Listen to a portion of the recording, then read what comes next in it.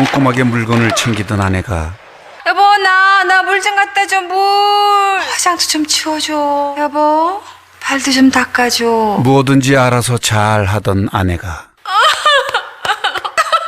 감정 기복이 없던 아내가 변했다. 치매 의심받기 전에 지금 대비하세요. 라이나 더 든든한 간병비 치매보험. 초기 단계인 경증 치매부터 확실히 보장해드립니다. 게다가 중증 치매는 매월 간병비를 평생 보장. 지병이나 가족력이 있어도 심사를 통해 가입 가능. 와, 치매보험. 이거 하나면 든든하겠네요. 지금 바로 전화주세요. 1566-7963. 기존 계약을 해지하고 새로 체결할 경우 인수 거절, 보험료 인상, 보장 축소 등 불이익이 생길 수 있습니다. 상품 설명서 및 약관 확인 바랍니다. 그거 있잖아. 왜 저거 했을 때 그거 해서 그거 할 때 다 주고 다 좋아했잖아. 그거 말이 잘 그거 통하던 있어, 남편이. 저거 말이야. 그거 여간에선 화도 안 내던 남편이 여보 나와봐. 옳은 결정만 하던 남편이 여보. 변했다. 치매 의심받기 전에 지금 대비하세요. 치매는 완치가 힘든 병이니까 보장 기간이 정말 중요합니다. 그래서 라이나 더 든든한 간병비 치매 보험은 중증 치매 생활 간병비를 살아생전 평생 보장해 드립니다. 게다가 진단금은 초기 단계인 경증 치매부터 보장. 치매보험 처음부터 든든하게. 최대 75세까지 가입 가능하니 지금 전화 주세요. 1566-7963. 기존 계약을 해지하고 새로 체결할 경우 인수 거절, 보험료 인상, 보장 축소 등 불이익이 생길 수 있습니다. 상품 설명서 및 약관 확인 바랍니다.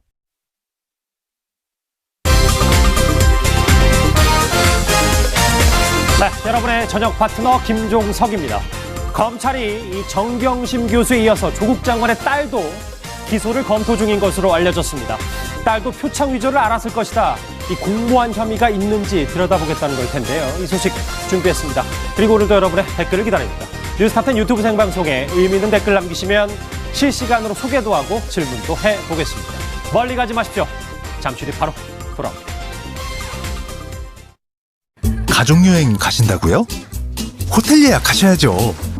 트리바고에서 여행지와 날짜 그리고 필터를 선택. 수많은 웹사이트의 호텔 요금을 트리바고가 한눈에 비교 검색해주니까 이거지. 호텔 트리바고. 써보세요. 세라젬. 목, 어깨, 등, 허리까지 척추 라인을 따라 집중 관리. 찾아가는 세라젬 홈 체험 서비스. 10일간 직접 체험 후 결정하세요. 지금 바로 세라젬. 가을엔 싱싱한 대하도 좋지만 꼭꼭 씹어 가장 맛있는 건 소소한 집밥. 잇몸이 좋아지니까 더 맛있죠. 꼭꼭 씹으면 다 맛집이야. 맞습니다. 꼭꼭 씹는 행복. 인사돌 플러스. 호텔스 컴바인 290만 호텔을 한 번에 비교해서 최저가를 보장해주니까 웃을 수밖에.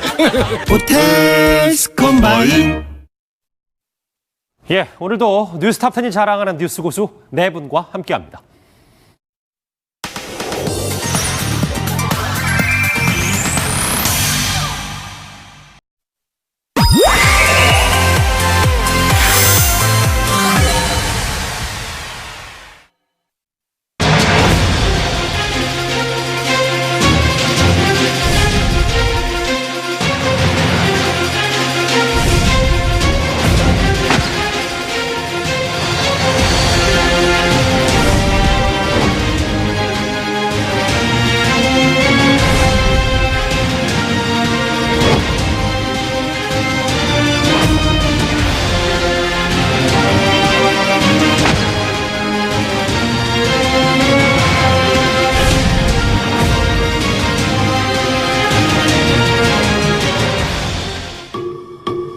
예, 오늘 뉴스탑10 첫 번째 이슈.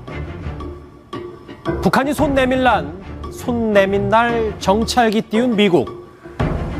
이 얘기부터 해보겠습니다. 미국의 특수감청 정찰기가 한반도 상공에서 포착이 됐습니다. 통상적인 훈련 아니겠느냐 생각할 수 있겠지만 정말 공교롭게도 그날은 북한이 미국을 향해 손을 내민 날이었습니다. 신윤 대표님. 네. 이 특수 감청 정찰기. 통상적인 훈련으로 보기에는 좀 어려운 측면이 있는 거 아니겠어요? 훈련이 아닙니다. 왜 아니냐? 이 리벳 조인트, RC-135W 리벳 조인트인데 이 리벳 조인트는 오산기지 소속의 비행기가 아니에요. 오키나와에 있는 가데나 비행장 소속의 비행기거든요. 이게 지금 오산으로 왔다라고 하는 것은 전개했다는 것이고, 그리고 정찰기라고 하는 것은 훈련이 없습니다. 정찰기는 항상 임무를 합니다. 무슨 임무냐? 적의 정보를 청취하는, 체득하는 그 임무를 하는 것이지, 정찰기는 평소에 훈련을 하지 않아요. 훈련은 전투기들과 폭격기들이 훈련을 하고, 정찰기는 항상 임무합니다. 그래서 이번에 지금 남양주에서부터 인천 쪽으로 빠져나갔지 않습니까? 그리고 이제 남양주로 갔다는 것은 오산에서 이륙해서 쭉 직진해서 거기서 이제 고도를 잡고 인천 쪽으로, 즉 북한의 황해도 지역에 뭔가 감청할 임무가 있다라는 것을 보여주는 겁니다. 의미가 있다. 네. 자, 미국에는 제 옆에 보시는 것처럼 세 대의 최첨단 정찰기가 있습니다. 이틀 전 수도권 상공을 정찰했던 이 리벳 조인트, 그리고 코브라볼, 컨베센트, 각기 맡은 역할도 참 다른데요. 그런데 아까 이 행보가 의미 있다고 했는데 전개. 근데 이번에는 왜 리벳 조인트입니까? 자, 지난번에 북한이 그 마지막에 초대구형 방사포를 쐈을 때 말입니다. 그때 코브라볼이 왔었어요. 코브라볼은 뭐냐면은 탄도탄의 궤적을 추적하는 임무를 가진 게 코브라볼이고, 그 전에 북한이 초대형 방사포를 쏘기 전에는 리벳 조인트가 지속적으로 왔었습니다. 그러면은 미국 입장에서는 이 북한이 지금 뭔가 특이 동향이 있는 것 같은데 뭔가 할 것 같다. 그러니까 뭘 할 것인지, 어디서 할 것인지, 또 어떤 규모로 할 것인지 이것을 지금 감청해 내는 것이고, 여기에서 만약에 북한이 탄도미사일을 쏜다, 어디에서 라는 것이 확정이 되면 그 다음부터는 이제 언제 하는 것까지 확정이 되면 코브라볼이 오고, 그 다음에는 컨베센트가 와서 탄도탄의 궤적하고 다 이제 추적하고 그것을 본국에 이제 알려주는 뭐 그런 역할도 하거든요. 교차 검증까지도 하는데, 지금 리벳 조인트가 왔다라고 하는 것은 북한이 다시 탄도미사일로 추정되는 발사체를 쏠 지금 준비를 하고 있다라는 것입니다. 아하, 곧 쏠 겁니다, 아마. 그러니까 북한의 무력 도발 움직임이 있으니까 미국이 이렇게 정찰기를 띄워 보낸 거다. 곧 쏠 겁니다. 곧 쏠 거다. 저는 그렇게 봅니다.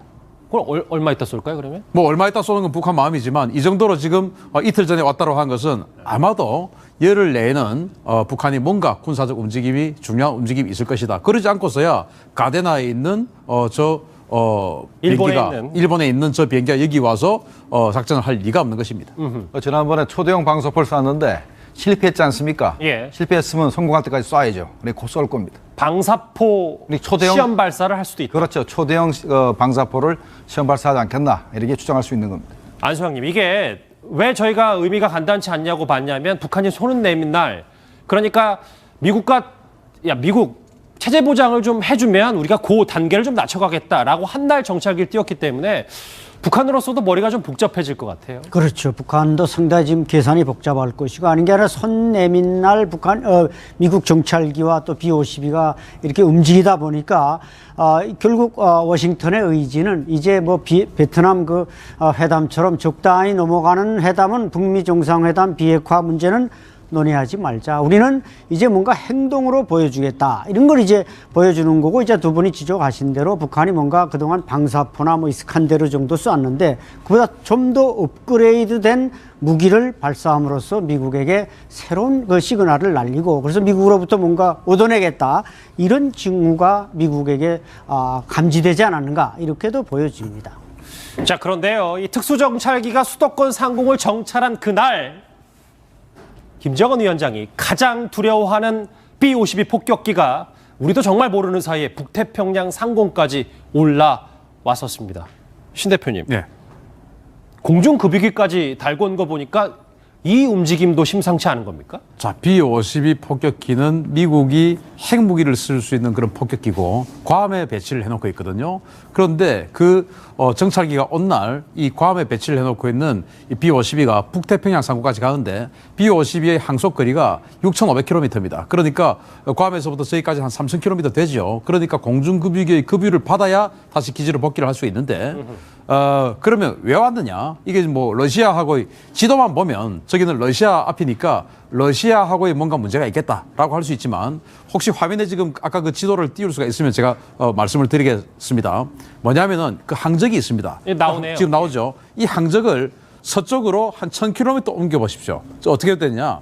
저게 바로 일본의 그 홋카이도를 딱 스쳐가지고 동해로 들어가는 코스입니다. 그러니까 북한에게 만약에 전날 동해로 들어가는 B-52를 보여줬다면 북한이 굉장히 긴장했겠죠. 그러나 저렇게 딱 꺾어서 들어가는 저 모습이 동해로 들어가는 거하고 똑같은 코스지만 1000km 바깥에서 저 모습을 보여주는 것이죠. 잠시만, 그러니까 만약에 저 행적을 좌로 한 뼘만 간다면 그렇죠. 그 한 뼘이 1000km인데 그렇게 이동을 하면은 동해로 가서 미사일을 쏠 수도 있는 그런 항적 코스거든요. 예. 그러면서 북한을 대단히 자극하진 않지만 직접적으로 자극하진 않지만 우리는 이런 준비와 의지는 있다라는 것을 과시하는 것 같습니다. 참 우리가 모르는 사이에 지금 이제 북미 간의 묘한 무력 대치가 일어난 것처럼 보이는데요. 그런데 이렇게 북한 말고도 미국은 이란과의 대치 전선이 더 심각해 보입니다. 요즘 이 단어가 미국 수뇌부들의 입에 오르내리고 있다는데요. 바로 장전입니다.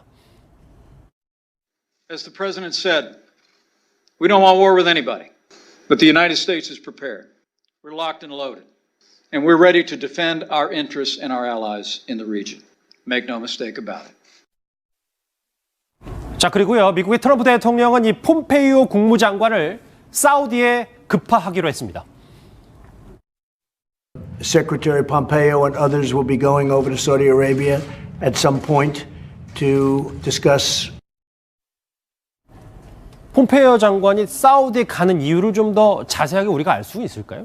사우디가 피해를 입었지 않습니까? 사우디도 그렇고 미국도 그렇고 이것이 이란의 소행이라는 것을 거의 확신한 것 같습니다. 그렇다면은 사우디가 자기 산유량의 한 50% 이상을 현재 손해를 받지 않습니까? 그럼 사우디도 가만히 있지 않겠죠. 공격을 할 겁니다. 그런데 문제는 미국이 그러면 사우디하고 같이 이란을 공격할 것인가 하는 부분인데 상황이 굉장히 복잡합니다. 이 걸프 지역에 사우디의 GCC 국가라 해서 걸프 에리어의 그 국가들이 있는데 총 6개국이 있습니다. 만약에 전쟁을 시작하게 된다면 이 6개국이 전부 다 전화에 빠지게 되고 또 문제가 되는 것이 이란이 조종하고 있는 하마스도 있고 팔레스타인의 하마스도 있고 헤즈볼라가 있습니다. 그래서 이스라엘까지 전쟁에 빠져들게 되거든요. 그래서 이 문제를 사우디뿐만 아니라 인접 국가들하고 논의하지 않으면 전쟁을 쉽게 개시할 수 없기 때문에 폼페이오 장관을 보낸다고 저는 생각을 합니다. 자, 이란과의 전선도 그렇고 북한과의 전선도 미국 지금 발빠르게 움직이고 있습니다. 자, 우리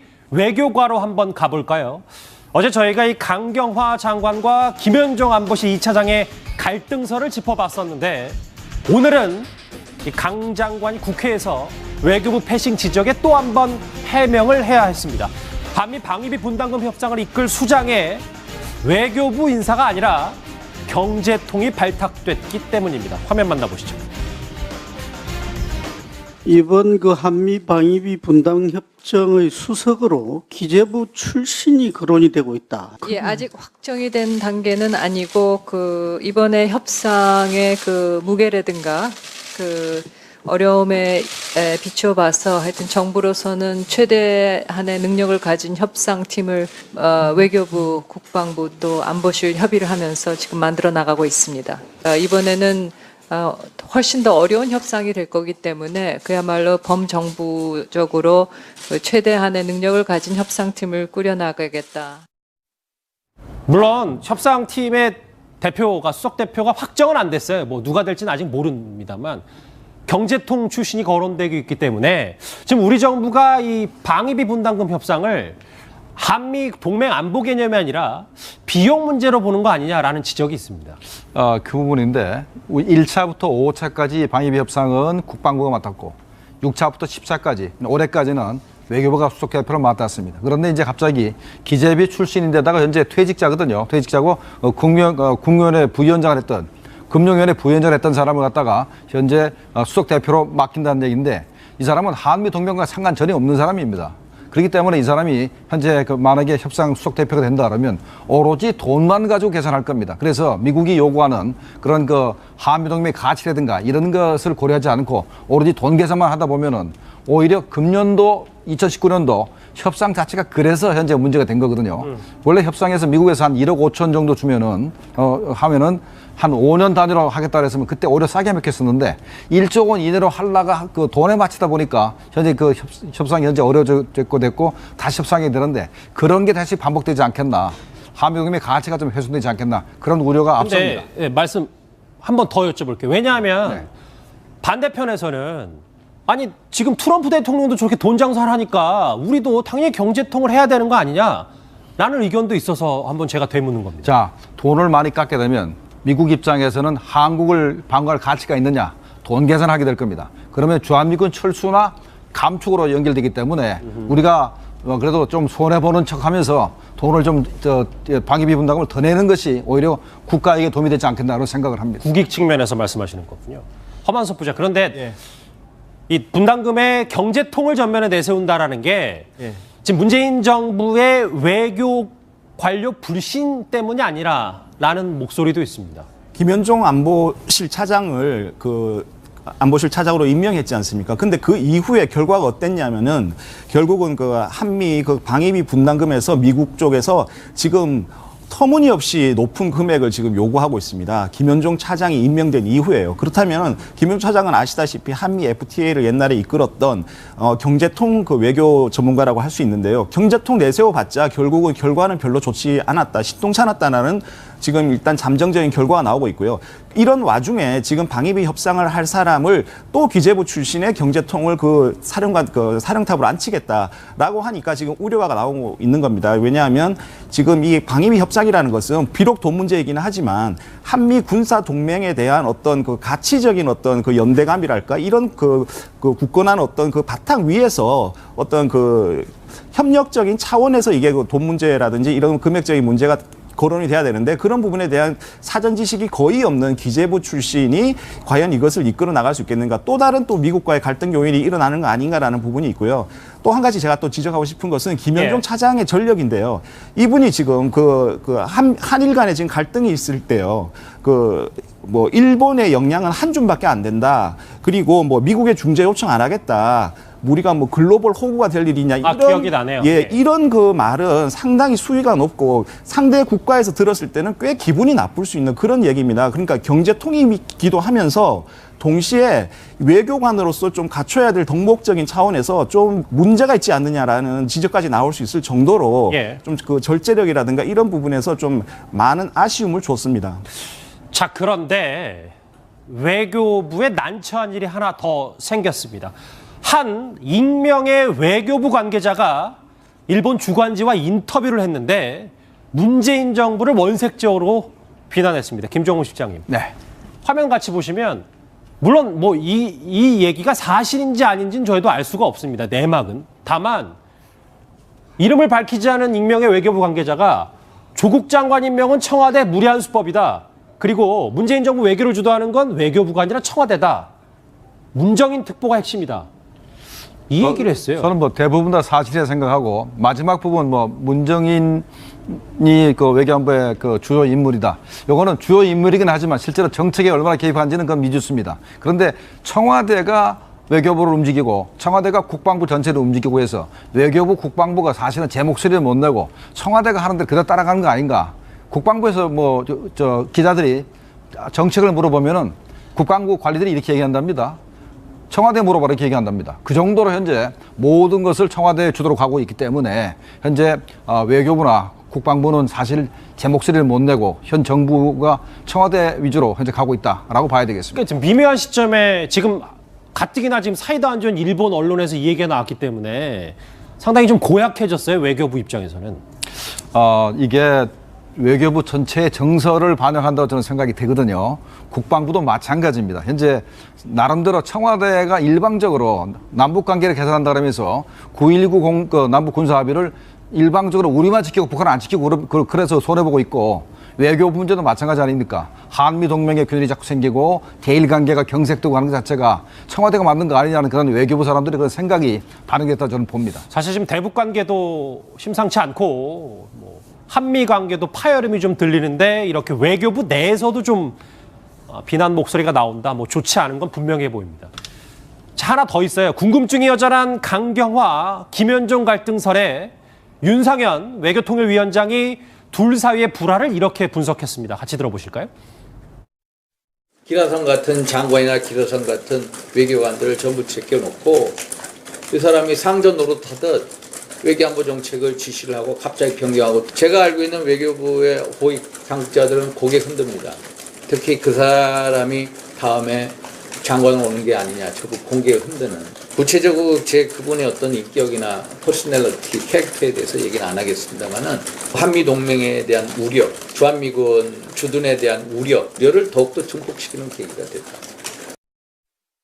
궁금증이 여전한 강경화, 김현종 갈등설.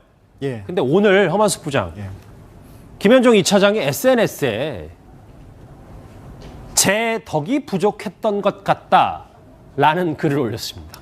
예, 근데 뭐 그런 반성의 글을 올리긴 했지만 그 사람이 얼마나 그렇게 쉽게 바뀔까 하는 생각이 들긴 합니다. 이게 지금 김현종 차장에 대해서 국회에서요, 물러나라. 지금 이런 얘기가 지금 거세지고 있고 이게 지금 조국 정국과 이게 맞물려 들어가서 지지율이 이제 대통령의 지지율이 떨어지는 하나의 요인으로 작용할지도 모른다는 이런 우려가 커졌기 때문에 아마 김현종 차장이 결국 고개를 숙인 것이 아닌가라는 생각이 드는데 그 전에 강경화 장관과 김현종 차장 간의 갈등을 왜 일어났는가를 봤을 때요. 예. 김 차장이 먼저 외교부 관계자한테 이유와 어쨌든 간에 호통을 치고 좀 막말 같은 걸 했단 말입니다. 그래서 그 주무 장관인 강경화 장관이 비록 뭐 실권이 없는 장관이라고 하더라도 차관급인 그 김현종 그 차장한테 그렇게 호통치지 마라. 외교부 직원한테 호통치지 마라고 했는데 그러면 저기 그 차관급인 그 차장으로서는 그냥 수긍하면 될 텐데 그걸 또 장관한테 이제 맞받아쳤단 말입니다. 그러면서 영어로 이렇게 그게 나의 스타일이다라는 식으로 해서 말싸움으로 번졌습니다.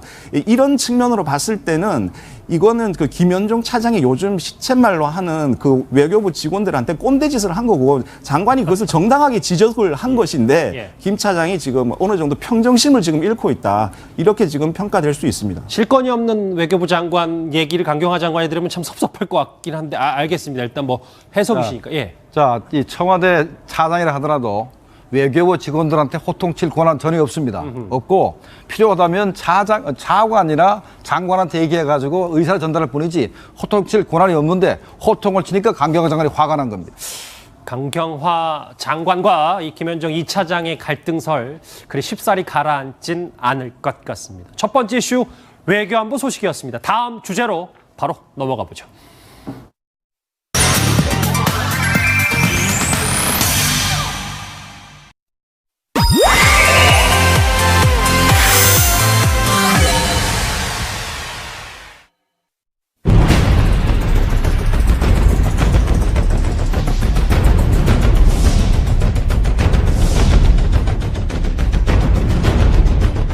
불법이라고 생각했다면 그걸 왜 공개를 하고 또 국회에는 왜 제출을 했겠습니까? 제 처가 투자를 했지만 그 본드 회사가 어디에 무슨 투자를 했는지 자체는 일절 모르고 있었다는 것이고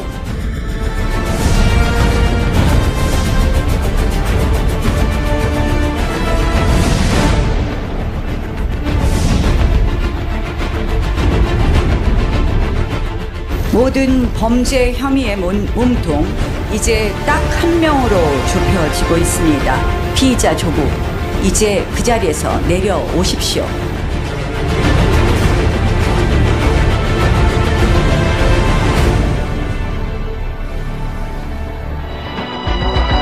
예, 오늘 조국 이슈 여기부터입니다. 1위 조국 부부는 경제 참 쌍둥이다. 임명 전에는 위선과 이중성에 대한 얘기가 참 많았다면 이렇게 검찰 수사가 본격화되면서 이제는 이 조국 장관의 거짓말 논란으로 더 커지고 있습니다. 검찰의 칼끝이 그러니까 조국 장관이 사모펀드 투자를 알았는지 이 여부에 대해서 수사가 집중되고 있습니다. 먼저 김태현 변호사님, 네. 자, 하나하나 짚어볼 텐데 이 검찰은 오촌족하고 부인인 정경심 교수가 공모해서 투자를 했으니 조국 장관도 이거 대해서 알았을 것이다. 이거부터 지금 그렇게 옥죄는 것 같아요. 보는 거죠. 일단 공직자윤리법 위반 정은 뭐냐면 백지신탁 거부죄라는 거예요. 그러니까 공직자윤리법 보면 주식을 직접 투자하는 건 안 되고 펀드를 통해서 간접 투자하는 건 되거든요. 그러니까 사모펀드 자체에 투자하는 거는 간접 투자니까 괜찮아요. 근데 다만 코링크 P라는 회사의 실소유주가 정경심 교수 또는 뭐 조국 장관이라고 하면 그러면 그 회사를 소유했으니까 직접 투자한 거나 마찬가지잖아요. 그죠? 간접 투자 형식을 갖췄지만 직접 투자를 해요. 그리고 나서 그거를 뭐 예를 들어서 그 주식 백지 신탁하지 않았다라고 하게 되면 백지신탁 거부죄라는 징역, 법정형이 최대한 징역 1년일 거예요. 거기에 이제 해당되는 겁니다. 지금 그걸 보고 있는 건데 문제는 그 공직자인 당시 조국 민정수석, 지금 이제 조국 장관이 그 사실을 알고 있었냐 이 부분이거든요. 일반적으로 사실은 우리 사회에서 부인이 하는 일을 남편이 모른다? 남편이 하는 일을 부인이 모른다? 더군다나 재산에 관한 일인 건데 이건 사실은 쉽게 납득은 되진 않아요. 그리고 뭐 일전에 가족도 아닌 박근혜 전 대통령하고 최순실 씨는 뭐 공동 지갑이다, 경제 동정이다, 뭐다 해가지고 공모경까지 인정이 됐는데, 그러니까 아마 검찰도 당연히 조국 장관하고 정경심 교수가 공모관계야 알고 있었을 거라고 보고 있을 거예요. 관련 진술도 좀 있긴 해요. 자 보시면 저기 조국 장관과 정 교수가 투자 내역을 많이 상세히 알고 있다는 말이 파다했다. 저런 진술도 받았다는 거예요. 예. 근데 문제는 검찰이 그렇게 생각하고 수사는 할 건데 문제는 기소하고 유죄받기 위해서는 저 정도 진술은 안 된다는 거죠. 왜냐면 저건 전문 진술이고 회사에 파다했다는 소문을 들은 거니까. 확실한 증언이 있어요. 그렇죠. 물증이라든지. 그래서 지금 저기 보시면 우리 빨간 상자 안에 하얀 글씨가 있지 않습니까? 예. 아내와 펀드 투자 내용 공유 단서 확인. 그렇죠. 저게 뭐냐는 거예요.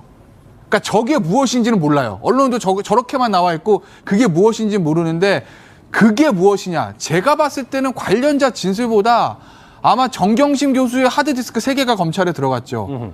그게 아마 제가 봤을 때는 국정농단 사건으로 비유하자면 그 태블릿 PC 이상의 파괴력이 있을 거예요. 만약에 물증을 확인했다면 거기서 나왔을 거다. 근데 거기서 어마어마한 문건이나 어떤 이메일 내역 같은 게 나오면 그러면 조국 장관의 공모관계 입증이 되는 건데 그게 아니라면 저 정도의 진술만 가지고는 조금 부족한 감은 있어요. 자, 그래서 화면 보시면 허만석 부장. 예. 오늘 새롭게 이제 아침 조간신문부터 보도가 된 건 검찰이 그래서 조국 장관에 대해서 공직자윤리법 위반 혐의를 수사하고 있습니다. 왜냐하면 이제 조국 장관의 이제 조카가 공직자 윤리법 위반에 이제 그것이 이제 구속영장 발부에 들어갔기 때문에 이것은 공직자 윤리법에 대해서 조카는 공직자가 아니지 않습니까? 그러면 공직자 윤리법 위반의 공모가 되는 거고요. 그렇다면 공직자인 사람은 이 사건에 있어서는 조국 장관밖에 없습니다. 결국은 조국 장관이 공직자 윤리법 위반 혐의를 받는 피의자가 된 것이 아니냐라는 지금 우리가 추정이 충분히 가능한 지금 그런 상황이고, 그렇다면 법무부 장관이 이제 검찰의 피의자가 됐다. 검찰을 지휘하는 법무부 장관이 피의자가 됐다는 것은 상당히 심각한 어떤 상황의 변화라고 할 수가 있습니다. 그리고 지금 좀 전에 지적해 주셨듯이 하드디스크 이것이 어떤 결정적인 스모킹 건이 될 확률이 조금 높아지고 있는데요. 아마 검찰은 조국 장관의 부인을 소환해서 이제 조사를 하는 그 시점에 결정적인 물증을 제시하면서 조국 장관의 부인을 압박하지 않을까, 이렇게 좀 생각을 해볼 수 있습니다. 좀 더 구체적으로 하면 이수희 변호사님, 원래 설립자금 5억이 이 정경심 교수의 호주머니에서 나갔잖아요. 이 코링크 P. 근데 계속 새롭게 나오는 의혹 중에 하나가 조국 부부에게 이런 정보들이 다 제공이 됐다는 거예요. 이후 사모펀드 움직임에 대해서. 그러니까 지금 코링크가 있고, 이 코링크는 사모펀드 운용사고요. 이 코링크가 모집한 펀드들이 있어요. 이 펀드들이 또 투자한 투자사가 또 있는 거예요. 그게 뭐 WFM이네, 뭐 IFM이네, 뭐 이런 웰시엔틴이 이런 건데, 지금 나오는 얘기는 이 코링크, 애초에 오촌 조카가 실제 소유자로 알려졌지만 실제 이제는 이게 혹시 조국 부부와 관련된 거 아니냐. 조국 장관 부인의 소유가 아니냐. 실질적인 운영은 조국 부인이 했던 것이 아니냐. 이런 의혹까지 이제 나오는 거예요. 그래서 지금 시중에서는 코링크는 누구 겁니까? 라는 얘기가 나와요. 그럼 그런 얘기가 왜 나오냐. 이 코링크 운용사, 코링크가 설립이 된 게 2016년 2월입니다. 이때는 조국 장관이 그냥 서울대 교수였지 뭐 민정수석이라든가 이런 거는 아니었죠. 근데 2016년 2월에 설립이 될 때 이 오촌 조카의 부인 계좌로 조국 장관 부인이 정경심 교수가 5억 원을 이체를 합니다. 이것을 나중에 조국 민정수석일 때 재산 공개를 할 때 이것을 사인에게 빌려준 돈이 있다라고 신고는 되어 있는데, 이게 이체는 된 것이 이체가 곧 빌려준 건지 투자를 한 건지 알 수는 없는 거예요. 이 실체가. 여하튼 정경심 교수의 돈에서 코링크가 설립이 됐다는 거죠. 설립 자금으로 쓰였다는 거예요. 그래서 코링크의 실소유자가 누구냐라는 새로운 의혹이 나오는 겁니다. 예. 뭐 흐름까지도 쭉 나왔는데, 자, 이 정경심 교수가 이 펀드에 직접적으로 많은 영향을 끼친 거 아니냐라는 부분이 계속해서 이제 혐의로, 의혹으로 드러나면서 야당에서는 이런 얘기까지 나왔습니다. 목소리 한번 들어보시죠. 박근혜 대통령과 최순실이 경제 공동체라면 조국과 정경심은 경제 일체에 해당하는 거예요. 경제 쌍둥이나 마찬가지인 거예요. 왜 조국 장관이 책임이 없습니까? 공직자 윤리 위반 아닙니까? 당장 내려가서 검찰에 자수하십시오. 조국 장관은. 지금 정진석 의원이 얘기한 게 경제 공동체, 뭐 경제 일체 이런 얘기 나왔어요. 김태현 변호사. 네. 검찰의 수사가 옥죄는 부분이 투자 정보 공유 의혹인데 부부끼리. 그렇죠. 예. 근데 이거 밝혀내는 게 정말 어렵다는 분석들이 많아서요. 그러니까 원래요. 그러니까 예전에 박근혜 전 대통령 때도 최순실 씨하고 제가 아마 그렇게 얘기했을 거예요. 박근혜 전 대통령 공모관계를 밝히는 게 쉬운 일은 아닐 거다. 그건 왜 그러냐면 공모관계는 마음속의 일이잖아요. 그죠? 그러니까 부부관계니까 당연히 알 거라고 볼 수는 있지만 그거를 판결문의 유죄로 자 예를 들어서 조국 정경심은 공모한 이유를 쭉 써야 되는데 부부니까 공모할 거다 이렇게 못 쓰거든요. 쉽게 말씀드리면. 그러면 이제 그 공모관계를 밝혀내는 어떤 객관적인 증거들이 있어야 될 거예요. 그러니까 박근혜 전 대통령 때는 뭐 수첩도 있었고 이것저것 있었잖아요. 그거와 마찬가지로 조국 장관하고 정경심 교수가 저 상황을 알고 있었을 것이라는 단순히 어떤 추정이 아니라 그걸 이제 판결문에 적시하게 하기 위해서는 검찰의 증거를 제시해야 되는 건데 그 증거들은 예를 들어 아까 같은 그런 전문 증거가 아니라 직접적인 증언 또는 더 확실한 건 물증인 거죠. 서류. 예를 들면 이메일이라든지. 근데 그런 것들이 제가 아까도 말씀드리지만 그 세 개의 하드디스크에 있을 가능성이 조금 높아 보여요. 지금 보시면 화면을 보시는 건 뭐냐면 김모 씨입니다. 제가 봤을 때 스모킹 건이에요. 진술 중에서는 저 사람 진술들이. 보면 차명 투자하는 것을 상담해 왔다 지금 얘기하고 있고요. 정 교수가 WFM 회사에 알아봐달라고 했다가 진술했다는 거 아니겠어요? 저걸만 봐도 정 교수가 저 진술만 가지고는 정 교수가 코링크피의 실질적인 오너다. 그리고 코링크피가 하는 일에 대해서 대략적인 거는 알고 있었다라고 볼 여지는 굉장히 많아요. 다만 저 진술만 가지고는 조국 장관한테까지 아직은 갈 수는 없거든요. 예. 그러니까 그게 이제 검찰 수사의 관건이 되겠죠.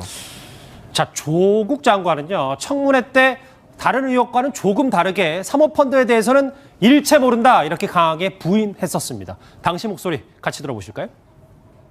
제사 때 1년에 한 번 또는 뭐 많아야 한 2번 볼까 이 정도의 관계인데 민정성이 되고 난 뒤에 개별 주식을 가지 못한다 가지라는 걸 얘기를 듣고 자연스럽게 집안의 오촌 조카가 소개시켜줬습니다. 불법이라고 생각했다면 그걸 왜 공개를 하고 또 국회에는 왜 제출했겠습니까? 저도 이번 2~3주 사이에 그 보고서를 찾아보았습니다.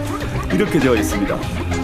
본 펀드의 방침상 투자 대상에 대해서 알려드릴 수 없다라고 되어 있고 상세한 내용에도 어디에 투자했는지 자체가 적혀 있지 않습니다. 제 처가 투자를 했지만 그 펀드 회사가 어디에 무슨 투자를 했는지 자체는 일절 모르고 있었다는 것이고 그거는 일체 모른다고 했었는데 이제부터 좀 의미 있는 목소리들을 연이어서 들어볼게요. 조국 펀드의 마지막 퍼즐 WFM 전 대표 우모 씨도 어제 검찰 조사를 받았습니다. 화면 만나보시죠. 정경심 교수 만난 적 있으시죠? 없어요. 해외는 누구랑 계셨던 거죠? 만난 적 없으시죠? 없어요. 조범련 씨랑서 연락하고 있습니까? 없어요. 한 번도 안 했어요. 200만 원 자문료 먹는 거 아니시죠? 그거 아무것도 몰라요. 투자 이익도 내가 한 거 없어요. 저렇게 없어요. 아무것도 몰라요. 큰 소리를 냈던 우모 씨입니다.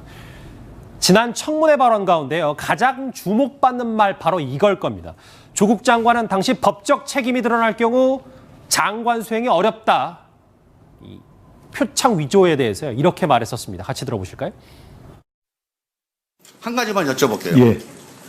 동해안대학교 표창장이 위조됐으면 당연히 법무부 장관 못하죠? 제가 그것이 확인되게 되면 여러 가지 큰 문제가 발생할 거라고 생각합니다. 법적 책임 져야 되겠죠? 제 처가 그걸 했다 그러면 법적인 책임을 져야 되고 누구나 법 앞에 평등하다 생각합니다. 강성열 부대변인님. 네. 원래 임명 전에는 막 이중성 위선 막 이 얘기를 많이 했었잖아요. 논란으로. 근데 이제 검찰 수사가 막 이제 옥죄어 오니까 거짓말 논란이 됐단 말이죠. 그러면 조국 장관의 사퇴 가능성이 조금 높아지는 건 아닌지.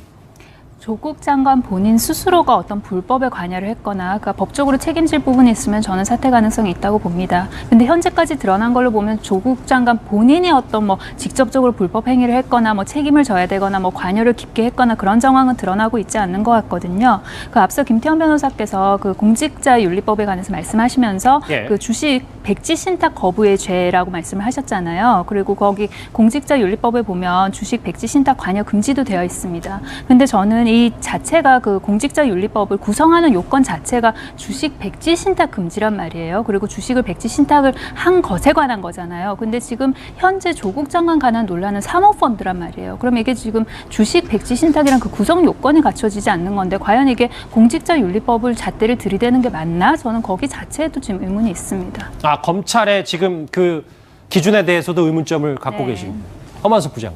네, 그 동양대 컴퓨터 그게 뭐 어떻게 해서 그걸 가지고 나갔냐 이러니까 조국 장관이 아 그것은 뭐 아내가 집에서 일하기 위해서 갖고 나갔다 이렇게 얘기를 했는데 나중에 이제 검찰 조사에서 그 증권사 직원 얘기로는 하드디스크 그 교체하려고 했는데 그것이 여의치 않아서 컴퓨터를 통째로 갖고 나왔다 이거 아닙니까? 결국 증거를 은폐하기 위해서 갖고 나갔다라는 이런 취지의 진술이었고요. 또 한 가지는 논문 그 고려대 그에 제출됐던 그 논문 그거는 어떻게 된 거냐 이제 그 얘기했더니 조국 장관은 아 그것은 고려대 그 논문 자체는 제출하지 않았다. 그래서 그것이 이제 입시에 영향을 주지 않았다라고 답변을 했으나 고려대 쪽에서 지금 들리는 얘기로는 그 논문 자체가 고대에 지금 제출이 돼가지고 목록에 있다라는 거 아닙니까? 이런 식으로 지금 자꾸 조국 장관의 말이 사실과 다른 것으로 밝혀지고 있지 않느냐. 결국은 장관의 거짓말, 반복되는 거짓말 의혹이 지금 점점 더 커지고 있는 겁니다. 그렇기 때문에 이것은 장관으로서의 결격 사유에 아주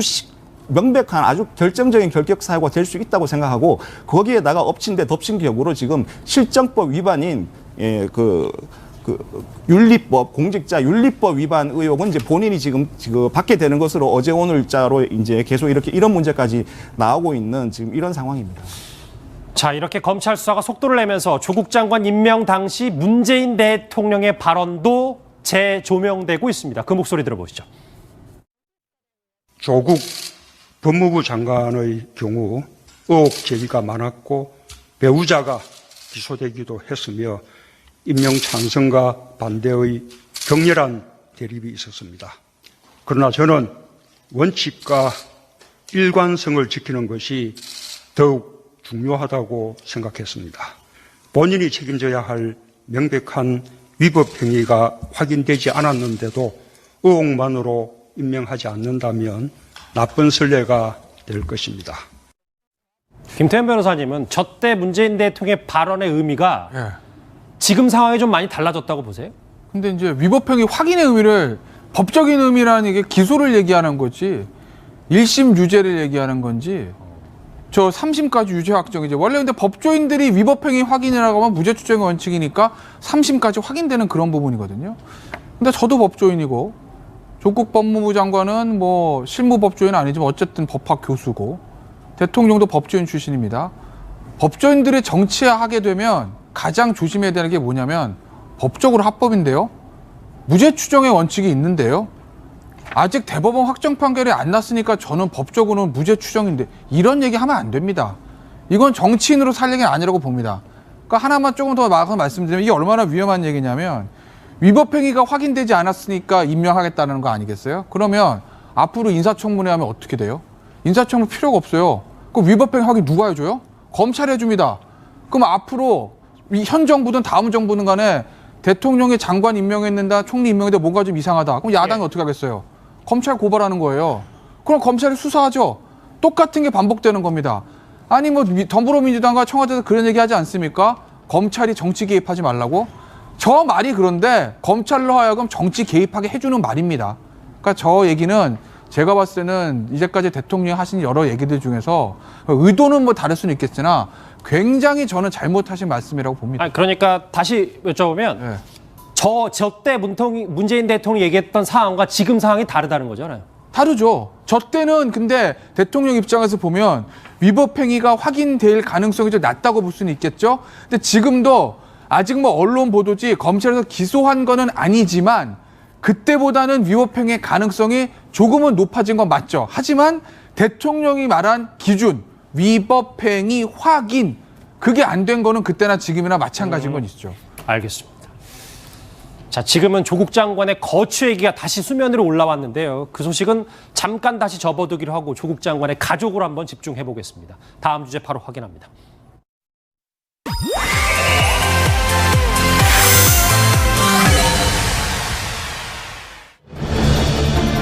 뉴스탑10이 뽑은 5위예요. VIP 고객 아닌데 심부름까지. 조국 장관 가족 수사의 핵심 증인이 되고 있는 인물 바로 한국투자증권의 직원 정경심 교수의 자산관리인 김모 씨입니다. 그런데 이 정경심 교수가 한국투자증권 VIP 고객도 아닌데 VIP 대접을 받았다 이런 보도가 나왔습니다. 어제 조국 장관의 모습부터 먼저 만나보시죠. 비사종표 주식 강화에 대해서 좀 한마디 해주시죠. 그게 지금 사태 상황에 한국투자증권 직원이 컴퓨터 교체했었던 사실에 대해서 알고 계셨나요?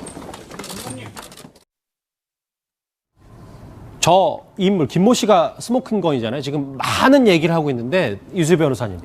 근데 VIP 고객이 아니었다는 보도가 나왔는데 이것 좀 의미가 있는 겁니까? 그러니까 이제 한투에서 그러니까 저 직원이 왜 그렇게까지 집에 가서 뭐 하드디스크도 갈아주고 그 먼 구미까지 가서 또 그 PC 본체까지 들고 나오며 그리고 결국에는 뭐 한 가정의 가장일 텐데 지금 증거인멸 문제로 본인이 지금 또 범죄자가 되게 생겼잖아요. 구미가 아니라 영주잖아요. 아, 영주요. 예. 뭐 그런 상황, 그러니까 왜 그렇게까지 무릅쓰는 위험을 무릅쓰는 일을 했느냐라는 거에 대해서 VIP 고객이라서 했다라고 얘기를 했는데 한투 내에서는 정경심 교수가 VIP 고객은 아니었다는 거예요. 그렇다 그러면 이제 뭐 한 13억 정도 투자한 거는 요건은 되지만 그 외의 요건을 따졌을 때는 VIP로 대우받을 정도는 아니었다. 그런데 지금 조국 그 장관 내정자로 후보자가 됐을 때 자택에 가서 뭐 앞에 이제 기자들도 많고 하니까 뭐 식자재까지도 장을 받아주고 하는 그런 잔심부름도 했다는 거예요.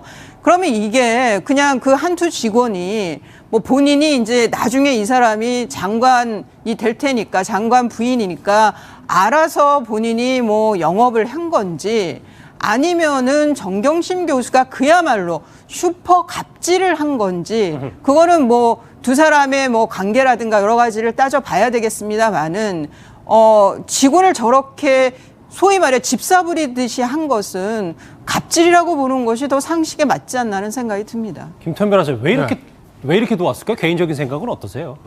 뭐 아직 확인된 게 아닌데 근데 사실은 뭐 VIP인지 VVIP 이게 중요한 건 아니에요. 그러니까 설사 VIP라고 하더라도 오밤중에 자정에 영주까지 내려가서 컴퓨터를 교체한다? 더군다나 당신은 이 압수수색이 저 조국 교수의 장관 당시 후보자의 자택이 아니군요. 여러 업체에 대한 압수수색이 있었다는 사실이 보도된 다음이기 때문에 저 PB는 정경심 교수가 영주 가자, 컴퓨터 좀 가져와 라고 했을 때 이거 잘못하면 문제될 거라는 걸 직감적으로 알았을 겁니다. 그걸 모를 리가 없어요, PB들이. 그런데 저렇게까지 했다라는 건 뭔가 저 한투 PB가 정경심 교수의 어떤 그 사모펀드와 관련된 일에 어느 정도 관여돼 있을 가능성을 배제할 수 없다라는 거예요. 그 관여라는 게 그 한투 PB가 무슨 자본시장 위반에 걸린다 이런 문제가 아니라 최소한 정경심 교수의 이 사모펀드와 관련된 일들에 대해서 좀 알고 있었기 때문에 그렇기 때문에 그걸 관련된 증거를 인멸하자는 정경심 교수의 부탁을 거절할 수 없었을 가능성을 배제할 수 없다라고까지만 정리를 하겠습니다. 그렇기 때문에 그렇기 때문에 검찰에서 하드디스크를 제출을 받고 그렇게 되면은 거기서 자료가 많이 나오면 증거인멸이잖아요. 그럼 한투 PB한테 그런 얘기 안 하겠습니까? 당신 증거인멸인데? 당신 이거 증거인멸 기소에서 유죄 나오면 한투 PB도 못 하는데? 그럼 어떻게 될까요? 그러니까 한투 PB 입이 열리면서 술술술술술 진술이 나오는 건 아니겠습니까? 그래서 제가 예전에도 말씀드렸듯이 이 수사의 스모킹 건은 한쪽 PB다. 그 사람이 하드디스크도 제출했고 그 사람이 관련 증언들을 지금 쏟아내고 있다는 거죠. 허만석 부장, 이 자산 관리인이 진술이 정말 김태현 변호사의 말처럼 술술 나와서 그랬는지는 알 수는 없으나 정경심 교수 측이 이 자산 관리인에게 변호인을 주선해준 사실도 있네요. 예, 그렇게 언론에서 보도가 되고 있는데요. 지금 알려지고 있다시피 만약에 저 자산 관리인이 뭐 저런 식자재 잔심부름까지 한 상태라면 그런 좀 그렇게 부려먹은 사람한테 왜 변호인까지 붙여주느냐라고 의문이 생길 법한데 그 변호인을 갖다가 주선해준 이유는 아마 이 자산 관리인을 보호하기 위한 목적보다는 더 궁극적인 목적은 결국은 정경심 교수를 보호하기 위해서 아마 정경심 교수 측에서의 변호인이 그쪽으로 압수수색을 할 때 나간 것이 아닌가 이렇게 볼 수 있고요. 그것은 다른 한편으로 보면 결국은 저 정 교수와 저 자산관리인이 공모관계가 아니냐, 증거인멸의 어떤 공모관계가 아니냐라고 의심해 볼 수 있는 그런 정황이 됩니다. 그런데 한 가지 좀 재미있는 부분은 뭐냐면 이건 또 역시 이제 검찰에서 뭐 흘러나왔는지 어디서 흘러나왔는지 모르겠지만 언론에서 좀 크게 보도된 내용 중에 하나가 그 정 교수가 이 관리인한테 하드디스크를 떼달라고 했지 않습니까? 그래서 뗐어요. 뗐는데 그 다음 얘기가 재밌어요. 만약에 이 조국 사건이 다 끝난 다음에 그 떼간 하드디스크를 다시 복구해달라고 얘기했단 말이에요. 그렇기 때문에 그 하드디스크를 폐기하지 않고 보관을 했던 거 아니겠습니까? 그럼 도대체 하드디스크 안에 숨기고 싶은 무언가 말고 또 계속 보유하고 싶은 또 다른 무엇이 어떤 중요한 정보가 있지 않는가라는 더 그런 호기심이 더 크게 나올 수 있는 그런 상황입니다. 알겠습니다. VIP 고객이 아닌데 심부름까지 했다. 자, 일단 한국투자증권 측은 정경심 교수가 VIP인지 아닌지 여부를 확인해 줄 수 없다 이렇게 밝혀왔습니다. 자, 이 자산관리인의 추가 증언도 저희가 자세히 한번 지켜보도록 하겠습니다. 다음 주제 넘어갈 텐데요. 오늘 새롭게 보도된 내용 함께 만나보시죠. 주제 확인합니다.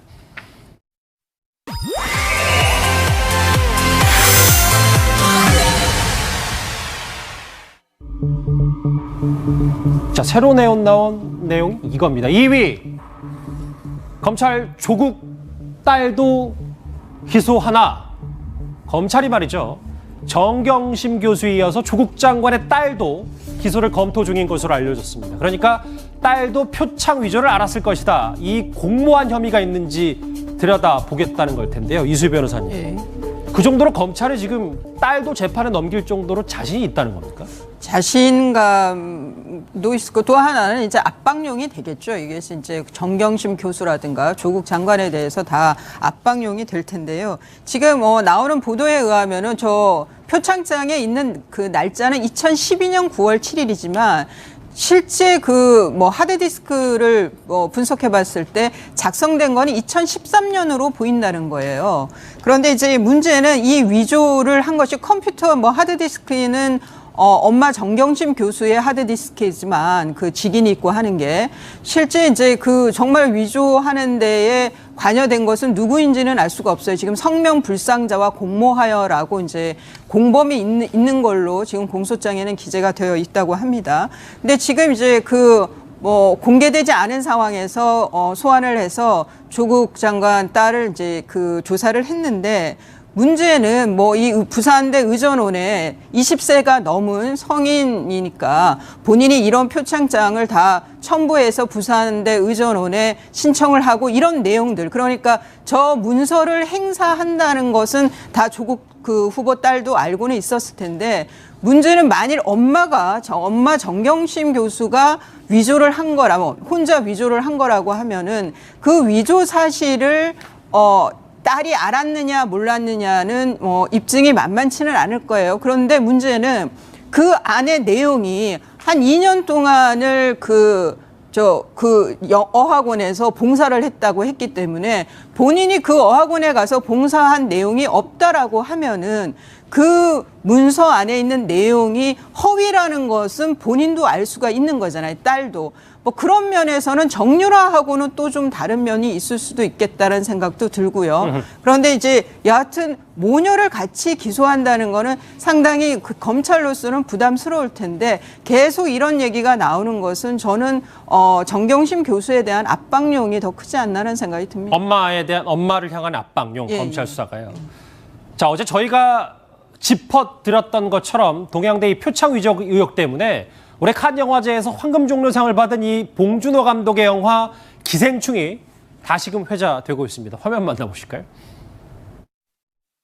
저는 이게 위조나 범죄라고 생각하지 않아요. 저 내년에 이 대학 꼭 갈 거거든요. 서울대학교 문서 위조학과 뭐 이런 거구나. 아들아, 네가 자랑스럽다. 그러니까 검찰은 이 표창 위조를 조국 장관의 딸도 알았을 것이다, 공모했을 것이다 한번 들여다보는 거잖아요. 네, 일단 근데 보는 거죠. 아까부터 사실 모르겠어요. 국정농단 사건과 이게 비교가 되는지는 모르겠지만 정유라 씨도 2번 구속영장을 청구했는데 다 기각이 됐단 말이에요. 그게요.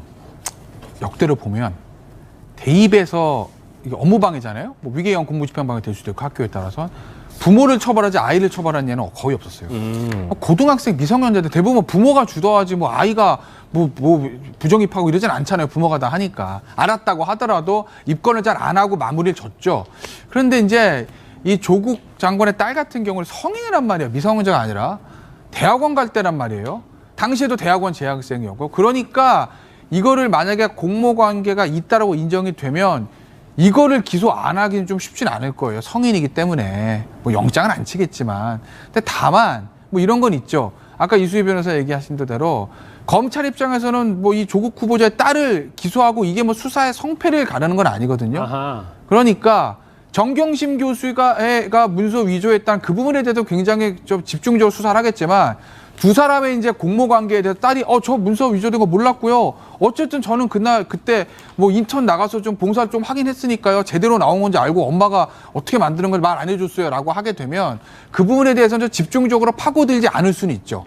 그런데 뭐 검찰이 수사 열심히 안 해도 그냥 물증이 턱 나와버렸다. 그럼 기소 안 할 재간은 없는 거고요. 그러니까 두 변호사님의 분석은 일단 딸 기소는 검찰의 정경심 교수 그렇죠. 압박용이다. 뭐 이렇게 조금 보면 저희도 좀 이해가 편할 것 같네요. 근데 허만섭 부장, 지금 뭐 딸 기소 검토 얘기까지 나오니까 이 부분도 또 안 짚을 수가 없는데 그 문제 당국대 의학 논문 있잖아요. 근데 그게 아니었으면 고대 불합격했을 것이다라는 증언이 나왔습니다. 이건 굉장히 좀 큰 증언인 것 같습니다. 왜냐하면 지금 그 대학생들이나 젊은 사람들이 지금 그 논문 그 제1저자 조작한 것에 대해서 굉장히 분노를 하고 있는데 그것이 거의 사실이다. 이것이 입학에 결정적 영향을 줬다라는 것을 보여주는 증언이기 때문에 이것이 좀 상당히 중요하다라고 생각이 드는데요. 아시다시피 그 조국 장관의 딸은 고려대학교에 그러니까 수능 시험을 봐서 들어간 것이 아니고요. 입학 사정을 통해서 이렇게 들어갔습니다. 그러면 이제 주로 이제 스펙이랄까 뭐 여러 가지 이제 어학 성적이랄까 이런 것을 통해서 이제 들어가는데 학생부 이런 걸 통해서 들어가는데 다른 것들은 다른 그 경쟁자들과 특별히 뭐 이렇게 그 차별화되는 것이 없었는데 유독 그 SCI E급의 아주 저명한 저널에 실리는 영어 논문의 제1저자, 그것도 의학 저널의 제1저자였다라는 것이 그 교수들은 논문을 써봐서 알지 않습니까? 이것은 대단한 업적이다. 이렇게 생각했기 때문에 그것이 이 업적이 굉장히 탁월하다고 생각했기 때문에 결국은 조국 장관의 딸을 입학을 시켰다라는 이런 증언이거든요. 이것은 결국은 조작된 논문이 입학에 있어서 결정적 기여를 했다라는 것이고 이것을 조금 더 나아가면 그렇다면 이 문제 때문에 이제 고려대학교 입학이 취소될 수도 있겠다라는 식으로 이제 추정할 수도 있습니다. 그러나 이제 아까 제가 말씀드렸습니다만 이 문제가 워낙 중요하기 때문에 조국 장관은 청문회에서요. 고려대학교 이 논문을 제출한 적이 없다라고 얘기를 했습니다. 그렇지만 이건 명백하게 사실이 아닌 것으로 지금 고려대에 따르면 지금 드러나고 있거든요. 이렇기 때문에 지금 야당에서 지금 숨 쉬는 것 빼고는 다 거짓말하고 있는 거 아니냐라고 지금 조국 장관에 지금 성토하고 있는 그런 상황입니다. 알겠습니다. 말씀하셨던 그러니까 지난 간담회 때 조국 장관은 고대 논문을 제출하지 않았다 이렇게 얘기했었는데 그 목소리 다시 한번 듣고 올까요? 저희 아이가 입학한 고대 그 글로벌 전형이라는 것은 의학이 중심이 된 선발 과정이라는 걸 그 당시에 입학 사정관 인터뷰를 해서 밝힌 바가 있습니다. 의학 중심의 전형, 영어를 잘하는 주로 영어겠습니다만 그게 뽑혔습니다. 지금 그렇게 논란이 되고 있는 1저자 문제가 논란이 되고 있는 그 논문이 여기 제출되지 않았다는 것입니다. 그래서 그게 불법이라는 게 없다라는 말씀을 드렸던 것입니다. 저 기자간담회 때고 본인 딸은 영어를 잘해서 입학을 했다고 분명히 얘기를 했는데 화면을 보시면 김태현 변호사님 이력이 조작된 의혹이 있는 게 4개다. 그거 저 조국 장관 저 당시에 저국 후보자 시절에 얘기 한마디 좀 논평을 드리면요. 예. 어떻게 자신 있게 논문에 절대 안 냈으면 이렇게 말할 수가 있었을까? 좀 그게 왜냐면요. 아니 뭐 집에 가서 물어봤더니 부인하고 딸이 그렇게 얘기할 수도 있었을 건데. 이게 수시 전형 해본 사람은 아는데요. 자기소개 쓰면요. 첨부서류는 붙입니다. 당시는 또 굉장히 외부 스펙이 굉장히 중요했던 시절이기 때문에 내가 당국대 가서 논문을 썼어요 라고 자기소개서 썼는데 그 논문을 제출하지 않으면 자기소개 쓰나 마나거든요. 그럼 상식적으로 당시에 수시를 해봤던 사람이면 당연히 저걸 제출했을 거라고 생각된 게 상식인데 무슨 자신감과 무슨 근거로 절대 안 냈습니다 이렇게 얘기했는지 제가 일단 그건 궁금하고 예. 자 본론으로 돌아오면 지금 증빙서류 목록이라는 거 아니겠습니까? 그러니까 저 때 보면은 자기소개서에 그때 입시 요강이 어떻게 됐냐면 자기소개서가 있고 그다음 학생부도 당연히 자기소개서 내고 그다음에 첨부 서류들을 내게 됐어요. 첨부. 근데 첫째 첨부 서류 목록이 있습니다. 예. 1. 이것은 어디서 며칠 동안 뭐 한 내용이다. 간단한 어떤 목록이 있고 실제로 그 문서도 첨부하게 돼 있거든요. 근데 실제 첨부한 문서들은 보존기간 5년이 지나서 없다는 거예요. 그런데 지금 제출 서류 목록표는 남아있고 그거는 검찰이 고려대 압수수색할 때 가져갔다는 겁니다. 지금 화면에서 보시는 거는 당시에 이제 제출 서류 목록표예요. 쭉 있는데 그중에서 공주대 논문 저것도 의혹이 있죠. 의혹입니다. 뭐 조작이라고 단정할 수는 없어요. 아직은. 저거는 이제 당시에 인턴을 주관했던 교수가 나는 사인 안 했어라고 했던 그거고요. 당국대 논문 저거 유명한 거고. 서울대 공익인권법센터 인턴십 저것도 고등학생은 역대로 서울대 공익인권법센터 인턴한 적이 한 번도 없는데 저 조모양하고 당국대 장교수의 아들 장군 두 사람이 유일하겠다는 거 아니겠습니까? 제네바 인턴십도 그렇고요. 그럼 최소한 조작된 어떤 조작 의혹이 있는 스펙이 4개다. 이 얘기가 나오는 거고 제가 알기론 모든 학교의 수시 전형 입시 요강에 허위 사실 기재하거나 허위 자료 제출하면 입학 취소 가는 걸로 돼 있는 걸로 알고 있습니다. 그래서 강수호 부대변인 그 질문을 드리려고요. 고려대 측에서 이거 논문 안 냈으면 불합격일 거였다라고 얘기했으니 고대 입학 그럼 뭐 자연스럽게 취소되는 겁니까? 어떻게 봐야 돼요? 그 논문을 안 냈으면 아마 합격하지 못했을 것이다라는 건 입학 사정관 한 명의 이야기였어요. 그래서 뭔가 조금 더 구체적으로 들여다보려면 당시 그 입학 사정관 모두의 이야기를 좀 들어보는 게 더 필요할 것 같고요. 그리고 그 조국 장관이 이제 저는 조국 장관이 거짓말을 했다고 생각하지 않습니다. 그 딸에게 물어봤겠죠. 10년 전의 일이지 않습니까? 그렇다면 뭐 논문을 냈느냐 안 냈느냐. 그렇다면 그냥 딸의 기억에 의존을 한 이야기를 들어서 이제 그대로 저는 전했다고 생각을 하고요. 그리고 고대 측도 그 당시 이제 제출한 논문이 없다고 예전에 말을 했었죠. 그냥 원론적인 이야기였던 것 같습니다. 왜냐하면 그 제출한 어떤 자료는 5년이 지나면 폐기를 하게 돼 있으니까요. 그리고 검찰 수사를 지켜보겠다고 했어요. 그렇다면 앞으로 검찰 수사가 이제 가리키는 대로 저는 고대에서 만약에 필요하다면 그 입학에 관한 뭐 심의위원회를 꾸리지 않겠습니까? 그리고 거기에서 검찰 수사 결과 그리고 자체 조사 결과 등을 놓고 아마도 그 논의를 하겠죠. 필요가 있어진다면. 근데 하나 더 여쭤볼게요. 글쎄요. 딸한테 딸이 자신감 있게 얘기했으니까 저렇게 조국 장관도 자신감 있게 간다면서 얘기를 했지만 아무리 고대 쪽에 바로 전화를 못 하더라도 이건 좀 더 살펴봐야 됐지 않았나라는 생각이 들어서요. 강수호 부대변인. 예. 그 당시 여러 가지 의혹이 있었기 때문에 조국 장관도 이제 뭐 물어볼 때가 결국은 딸 관련해서는 딸 본인밖에 없지 않겠습니까? 예. 그렇다면 딸도 지금 이제 2009년도 당시 일이고 그리고 그 이후에도 뭔가 뭐 그 입학에 관한 일을 전혀 안 한 건 아니잖아요. 대학원도 여러 군데 이제 그 어플라이를 했던 상황이고 그렇다면 딸도 이제 본인 기억에 의존하는 수밖에 없었겠죠. 여러 가지로. 그 만약에 10년 전에 어떤 서류 같은 게 컴퓨터에 목록에 뭐 남아있지 않고 그렇다면 그러면 조국 장관으로서는 또 딸의 이야기를 믿을 수밖에 없지 않습니까? 그렇다면 그 고대에 뭔가 이렇게 확인을 하고 그런 그 과정을 거쳤는지 안 거쳤는지 모르겠어요. 근데 만약에 당시 후보자죠. 조국 후보자가 그 확인을 하는 과정을 거쳤다 해도 고대에서 저는 확인해 줄 수 없었다고 생각을 해요. 5년이 지난 자료는 폐기를 하게 돼 있으니까요. 예. 지금 저 조국 장관 사실 논란을 보면서 뭐 도덕성 문제가 조금 이제 엇나간 얘기인데 좀 결이 다른 얘기인데 능력적인 측면을 말씀드리면 조국 장관이라는 사람이 사실관계 파악 능력이 저렇게 떨어지는구나.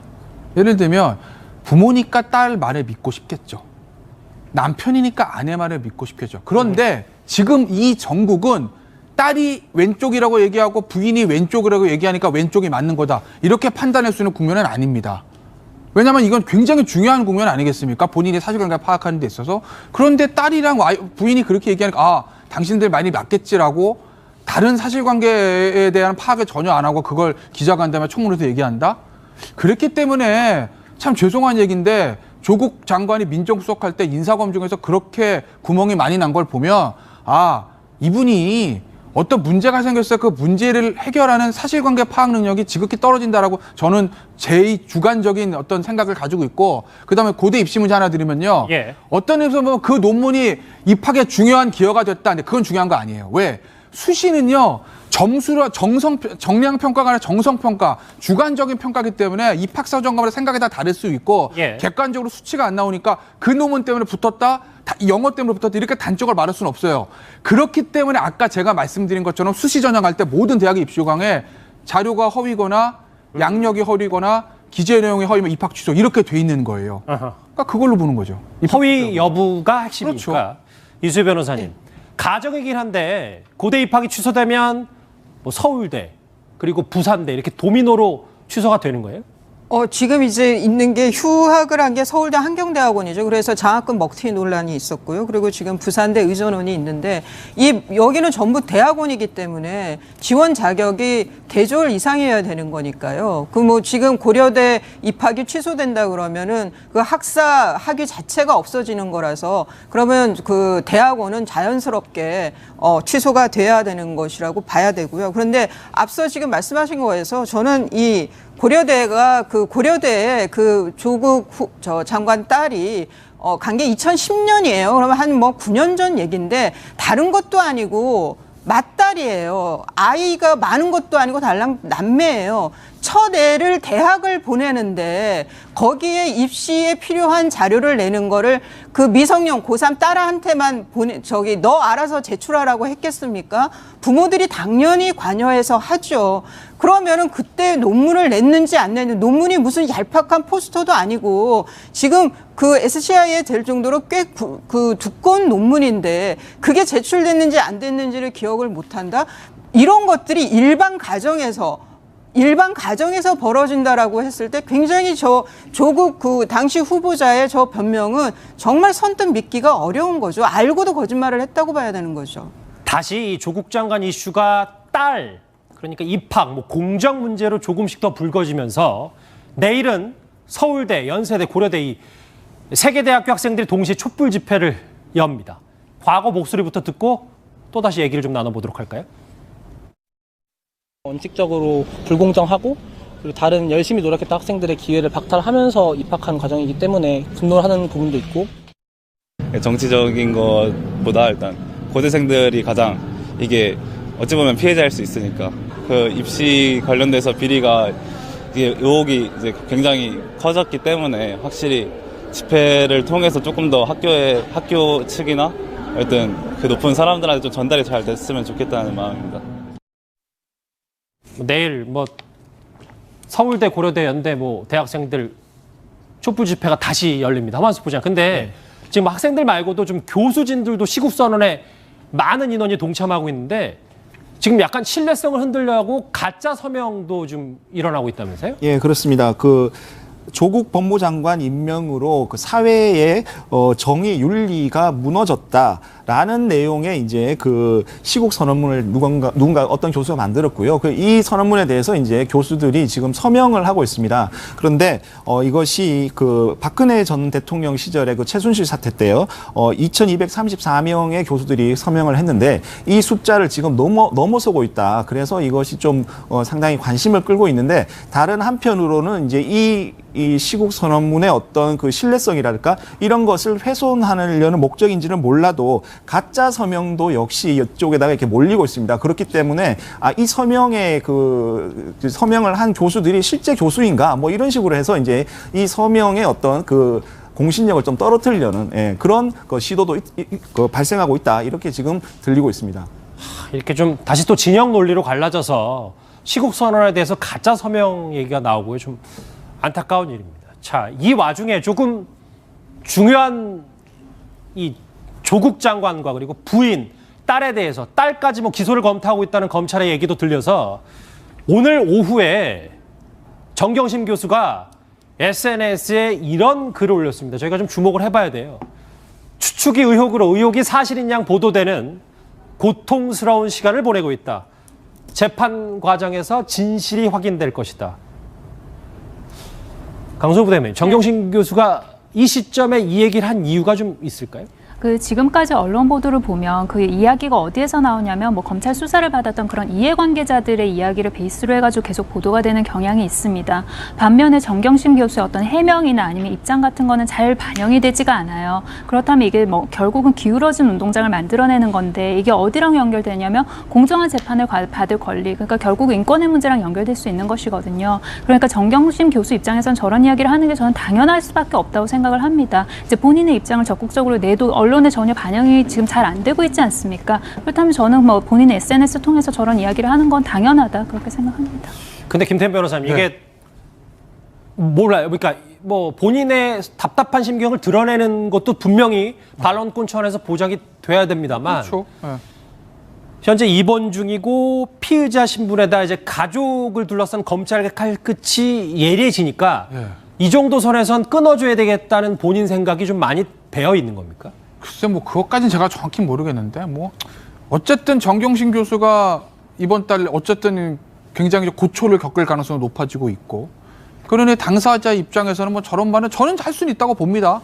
그런데 진짜 의혹이 이제 진짜 의혹으로 끝날지 그것이 사실일지 그건 좀 지켜보시죠. 저도 저 나름대로 생각은 있으나 제 생각이 100% 맞다고 장담할 수 없기 때문에 제가 단정적으로 말씀은 못 드립니다만 제가 보는 이 사안은 정경심 교수가 보는 거랑은 조금 저는 다르게 보고 있는 것 같습니다. 근데 그나마 다행인 건 병원에 입원해 있다는 보도가 있었는데 SNS 이 글을 보면 충분히 조사를 받을 수 있는, 검찰에 와서 충분히 수사를 받고 조사를 받을 수 있는 건강 상태인 것 같아요. 그래서 저는 이 SNS 이거를 보고 그래도 다행이다. 조사를 받을 수 있겠구나. 입원해 있다 그래서 혹시 뭐 저 조사나 수사를 좀 지연시키려고 하는 거 아니냐라고 했는데 건강 상태는 충분한 것 같습니다. 수사받는 데는. 알겠습니다.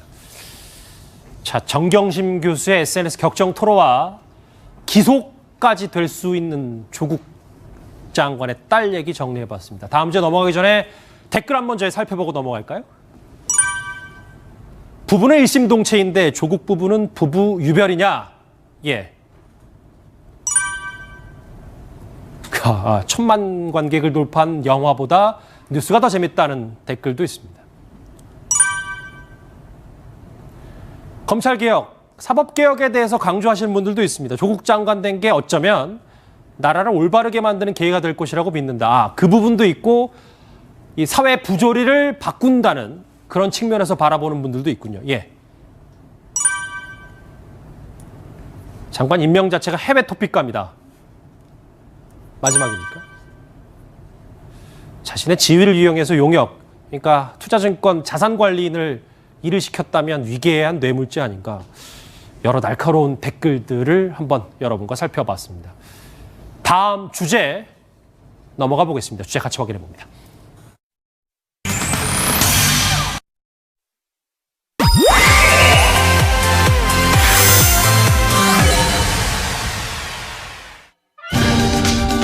뉴스타판이 뽑은 6위입니다.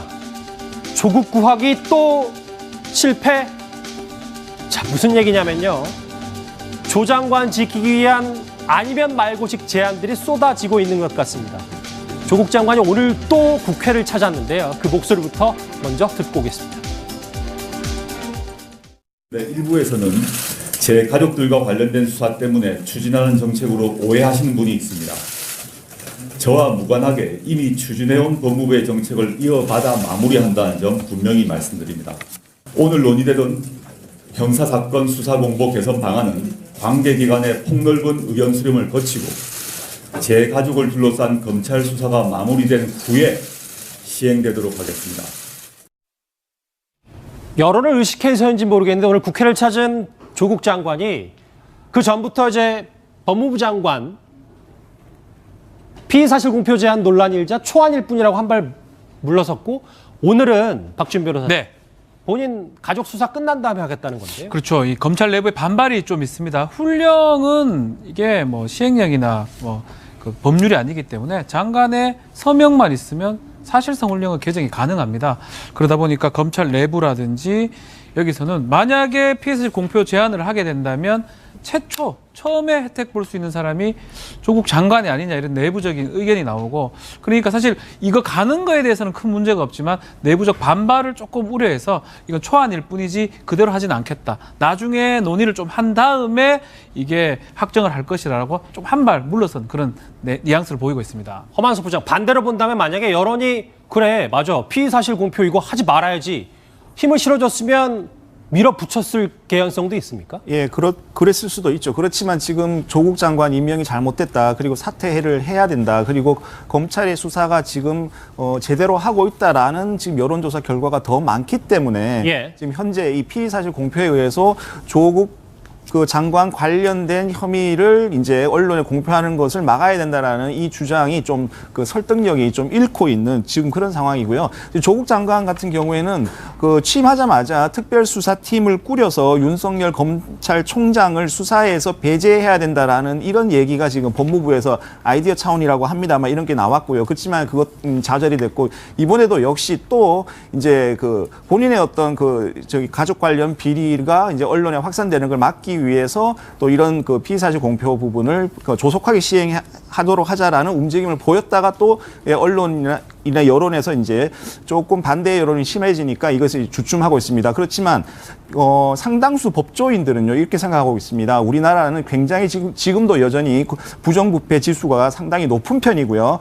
더구나 권력형 비리가 여전히 끊이지 않고 있습니다. 그렇기 때문에 그런 권력형 비리를 저지른 그 피의 혐의자의 인권도 중요하지만 그 권력형 비리를 세상에 드러내고 국민의 알 권리를 구현해주는 이런 부분이 훨씬 더 중요할 수 있다. 이런 견해도 많습니다. 저희 여기 보시는 주제처럼 왜 조국 구하기 또 실패라는 얘기가 나오냐면 김태현 변호사님. 네. 그때 지난주였잖아요. 그러니까 네. 추석 직전에 윤석열 총장 뺀 특별수사를 꾸릴 팀 어떠냐라고 제안했다가 반발 있고 좀 얘기가 많이 나오니까 아이디어 차원이라고 했고 이번에도 그러면 이거 피의사실 뭐 언론에 포토라인 쓰는 거 가져오면 안 되냐라고 했다가 얘기가 커지니까 초안일 뿐 이렇게 얘기하고 있습니다. 그러니까 이제 이게쯤 되면요. 어느 선까지 생각인지 모르겠어요. 그러니까 저 뭐 특별수사단 얘기는 뭐 저 조국 장관은 몰랐다고 하니까 뭐 본인이 몰랐다는데 뭐 어쩌겠습니까? 그렇죠? 그러니까 피의사실 공표는 뭐 조국 장관도 알았을 거예요. 본인이 추진했던 거니까. 법무부 수뇌부들의 정무적 판단 능력이 굉장히 결여돼 있구나라는 생각을 전 들 수밖에 없습니다. 이걸 얘기하면 이게 시행이 될 거라고 생각했을까요? 그럼 지금 상황에서 윤석열 총장 뺀 특별수사단 그 개인 아이디어든 조직적인 얘기든지 간에 그 얘기하면 검찰 알겠습니다 하고 여론이 아 그렇게 해야지 이게 될 거라고 생각했을까요? 그게 반발에 부딪혀서 안 될 거란 생각 못 했을까요? 피의사실 공표 예전에 피의사실 공표 3년에 걸친 적폐청산 때는 입 다물고 있다가 이제 와서 조국 장관 가족 수사하는 이마당의 피의사실 공표죄 엄하게 처벌한다고 하면 여론의 역풍이 불고 생각을 못 했을까요? 그만큼 급했던 건 절실했던 건 아닐까요? 뭐 급하다는 반증일 수도 있는데 지금 법무부 수뇌부가 이 정무적인 판단 능력 본인들의 어떤 행위와 어떤 말을 했을 때 여론이 어떻게 반응할지에 대한 생각들을 하고 있는 것인지 전 참 심각한 의문이 듭니다. 알겠습니다. 계속되는 이 가족 게임 논란에 조국 장관 오늘 다시 한번 이 말을 했습니다. 같이 들어보시죠. 다시 한번 이 말을 했습니다. 무슨 얘기를 했냐면 조국 장관이 수사에 절대 개입하지 않겠다라는 얘기를 했는데요. 다시 한번 그 목소리 들어보실까요? 저는 수사팀의 공정한 수사를 최대한 보장할 것이고 현재 진행되고 있는 수사 때문에 수사팀에 불이익을 줄 것이라는 내용의 보도나 소문은 전혀 근거가 없다는 점을 이 자리를 빌려 분명히 말씀드립니다.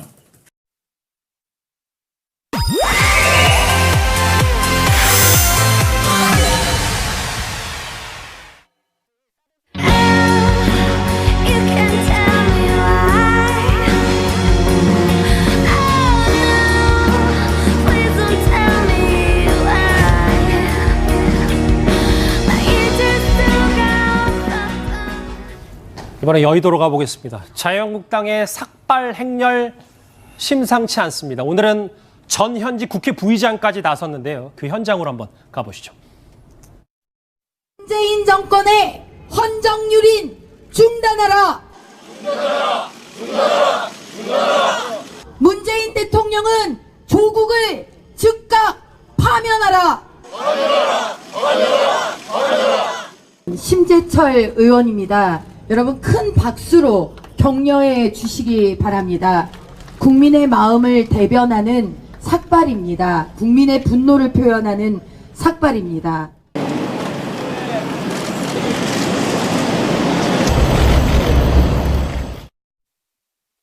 오늘은 이주영 그리고 심재철 야당의 중진 5선 의원들인데 허만섭 부장. 예. 저는 좀 삭발이 이 정도 하다 끝날 줄 알았거든요. 근데 오늘도 또 계속 이어지고 앞으로도 릴레이가 이어질 거라 그러는데요. 그게 아마 황교안 효과이지 않을까. 황교안 대표의 삭발이 그 의외로 조금은 긍정적인 반응을 아마 불러일으켰다고 자체적으로 좀 평가를 하는 것 같습니다. 그렇게 해서 지금 황교안 대표 삭발 이후에 그 전현직 국회 부의장들이 이제 이렇게 또 삭발 대열에 이렇게 동참을 했는데요. 황교안 대표의 삭발은 아마 외신에서도 이렇게 꽤 많이 보도가 된 것으로 이렇게 알고 있고요. 그렇지만 이제 외신에서 황교안 대표의 그 삭발 취지나 이런 부분에 삭발 행위 자체에 동의를 하느냐 그것은 뭐 별개의 문제라고 생각을 합니다. 예. 지금 한국당에 대해서는 청문회 같은 경우에 조국 청문회 같은 경우에 이것은 한국당의 대실패로 끝났다라는 평가가 그 지배적인 것이거든요. 그렇기 때문에 이런 전국에 어떤 현안이 있을 때 국민들이 원하는 부분을 비록 이제 그 의석수가 모자라는 가운데에서도 뭔가 좀 일관성 있게 유능하게 관철해 나가는 모습을 좀 보여주면 좋겠는데 그런 부분에서 지속적으로 실패를 하고 있는 지금 그런 상황입니다. 자, 글쎄요. 앞으로 한국당 의원들의 삭발 릴레이는 계속될 것으로 보이는데 왜 이 삭발 열기가 식지 않는지 황교안 대표 목소리 한번 들어보시죠. 멋있죠? 네! 자랑스럽습니다. 옛날에 뭐 율브린너라는 사람이 있었나요? 누가 더 멋있습니까? 대표님이 더 멋있죠. 어제 이제 삭발을 하게 됐는데 좀 처음 보는 첫 인사가 그렇게 아름답지 못한, 제가 머리가 있으면 훨씬 더 멋있어요. 저 황교안 대표가 미소 짓는 걸 참 오랜만에 봅니다. 네. 박지원 변호사님.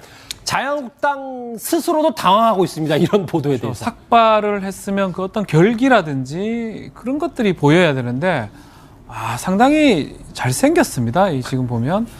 개인적인 의견이신가요? 개인적 의견이기도 예. 하고 상당히 그 머리 스타일이라든지 삭발은 이게 합성 사진이긴 한데요. 이 상당히 뭐 게리 올드만하고 이제 합성을 해서 뭐 김치 올드만 이런 얘기를 하면서 사실 비장한 결의로 삭발을 했는데 약간은 이게 조금 웃는 모습이 좋고 이래서 이게 자유한국당이 이걸 좋아해야 될지 말아야 될지 모르겠습니다.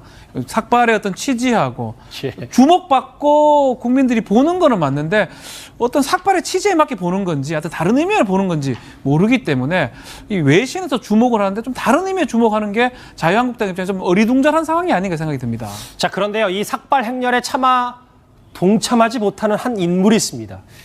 이곳저곳에서 삭발해야 하지 않나는 질문 많이 받고 있는 인물인데요. 화면 만나보시죠.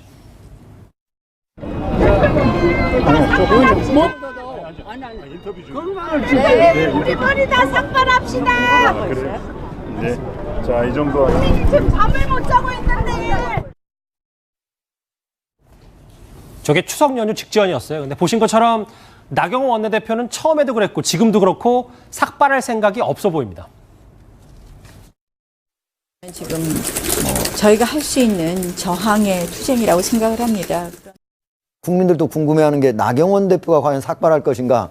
근데 제가 나경원 대표와 한번 통화를 해봤는데. 잠시만요. 나경원 원내대표 통화하셔서 삭발하실 거냐고 물어보신 거예요? 예, 물어봤죠. 예.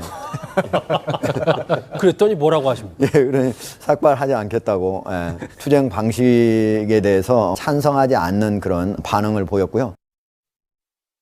저 제목 히든카드라는 제목까지 붙을 정도로 강성호 부대변인. 왜냐하면 집요하게 취재진도 그렇고 당 내에서도 나경원 대표가 삭발을 해야 진짜 결기를 보여주는 거다라는 의견이 많은가 봅니다. 아무래도 여성이고 원내대표니까 그런 뭐 질문이나 아니면 요구가 많을 것 같은데요. 그 뭐 결정은 나경원 원내대표께서 하시겠죠. 전 자유한국당이 그 이번 조국 장관의 임명에 관해서 이제 저항의 의미로 삭발을 선택한 거 자체가 전 상당히 유감입니다. 그 힘이 없는 국민이나 아니면 사회적 약자들이 서로를 응원하고 연대하는 그런 표현의 방법으로 그러니까 국민의 몫으로 좀 남겨줬으면 어땠을까라는 생각이 들고요. 근데 어쨌든 뭐 삭발을 하기로 저렇게 결정을 했으니까 국민의 평가는 뭐 따로 나뉠 거라 생각을 하고 그리고 그 앞서 보셨던 그 황교안 대표 관련 어떤 뭐 사진이나 뭐 그런 게 있지 않습니까? 저 때 황교안 대표가 삭발을 하면서 헌정 70년사에 제1야당 대표가 삭발하는 게 처음이다. 그러면서 굉장히 이제 엄중한 그런 분위기를 강조를 했었거든요. 근데 엄중한 분위기를 강조하고 몇 시간 후부터 저런 사진이 나오기 시작했고 심지어 민경욱 의원은 본인의 어떤 SNS에 그런 사진을 포스팅을 했더라고요. 그렇다면 황교안 대표가 정말 그 조국 장관 임명에 대해서 내가 표현할 게 이 방법밖에 없다. 그런 엄중함을 자유한국당이 제대로 읽고 있는 건지 지지자들이 제대로 읽고 있는 건지 저는 의문입니다. 알겠습니다.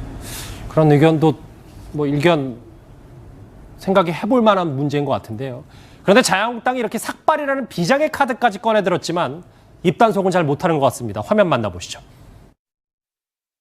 왜 이렇게 자신에 대한 주제 파악이 안 됩니까? 문재인 대통령은 하루빨리 정신건강의학과에 가서 정신 감정을 받으시고 현실 인식을 제대로 하고 있는지 어떤 세상의 인식을 갖고 계신지 우리 정신의 정확한 검진을 받아서 나라가 더 이상 불행해지지 않도록 하시길 바랍니다. 허만수 부장, 신상진 의원이 의사 출신이잖아요. 뭐 박인숙 의원도 마찬가지고.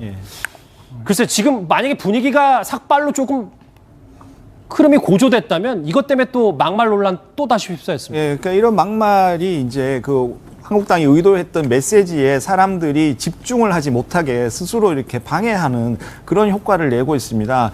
그래서 이제 아무리 본인은 이제 조국 장관을 비난하고 싶겠죠. 그래서 이제 그 조국 장관의 처신에 대해서 정신병 환자라는 이런 은유법을 사용해서 이렇게 얘기를 했는데 그렇게 되면 이것이 비록 본인은 은유라고 생각하지만 그런 어떤 비슷한 종류의 어떤 질환을 앓고 있는 분들에게는 마음의 상처가 될 수가 있거든요. 그런 부분까지도 공인이라면 정치인이라면 충분히 고려를 하고 발언을 했어야 되는데 그렇게 해서 사과를 했는데 또 다른 의사 출신 야당 의원이 또 비슷한 얘기에 뭐 정신 감정 이런 얘기를 또 한단 말이에요.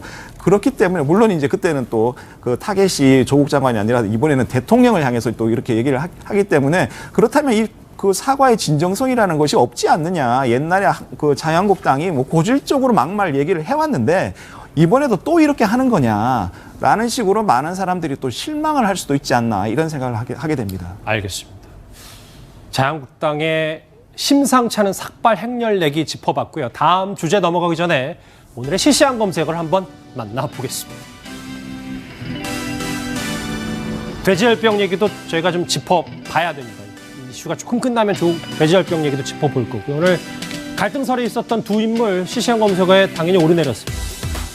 자, 김한길 전 대표의 이름이 실시간 검색에 올라와 있는데 저희가 이 다음 주에 준비해봤거든요. 실시간 검색 여기서 정리하고 김한길 전 대표 얘기로 다음 주제 바로 넘어가 보겠습니다.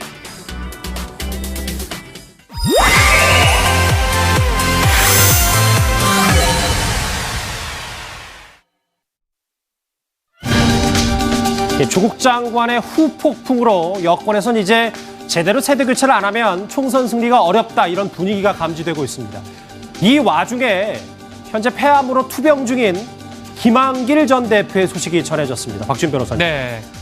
이 부인이죠. 최명길 씨의 SNS에 지금 공개된 사진입니다. 두 장의 사진과 그리고 생일 축하 인사말이 있습니다. 폐암에 투병 중이지만 생일을 축하합니다라고 하고 있고 김한길 전 장관은 지금 66세 생일을 맞고 있는데 폐암이 사기입니다. 다른 뭐 장기까지 전이가 됐다고 하는데 그럼에도 불구하고 이 완치가 가능한 신약 치료가 있기 때문에 지금 잘 낫고 있다라는 취지로 이렇게 또 예전에 살도 한 20kg 빠져서 예능 프로에 출연한 적이 있는데 이 사진에 의하면 살도 좀 많이 올라온 어떤 뭐 건강한 모습으로 좀 보입니다. 사진상으로 봐서는 한번섭 부장 그래도 건강이 많이 좋아졌다고 볼 수 있네요. 예, 같이 선글라스 끼고 이렇게 약간 스타일리시한 모습으로 이렇게 사진이 나와 있는데요. 저 모습만 봐서는 도저히 이렇게 폐암 환자로는 도저히 이렇게 보이지가 않는 상당히 건강이 회복되어 있는 거 아니냐.